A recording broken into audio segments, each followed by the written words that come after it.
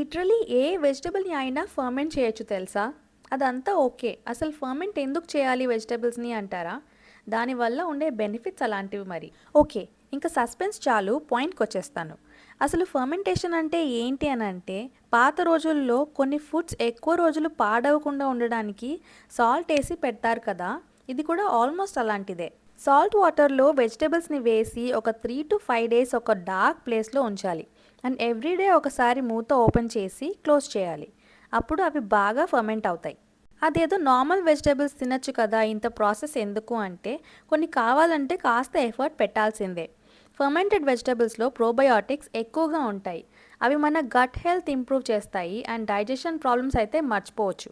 And most important thing ఏంటంటే immunity చాలా improve అవుతుంది. అంతేకాదు మనం తినే ఫుడ్‌లో న్యూట్రియంట్స్ బెటర్‌గా అబ్జార్బ్ అవ్వడానికి కూడా ఇది చాలా హెల్ప్ అవుతుంది. And also fermented vegetables are rich in vitamin C. ఇన్ని బెనిఫిట్స్ ఉన్నాయంటే ట్రై చేయక తప్పదు. ఇవి ఎలా ప్రిపేర్ చేసుకోవాలి అని తెలుసుకోవాలనుకుంటే కామెంట్ చేయండి. వీడియోకి ఒక లైక్ ఏసి సబ్స్క్రైబ్ కూడా చేసుకోండి. Thanks for watching.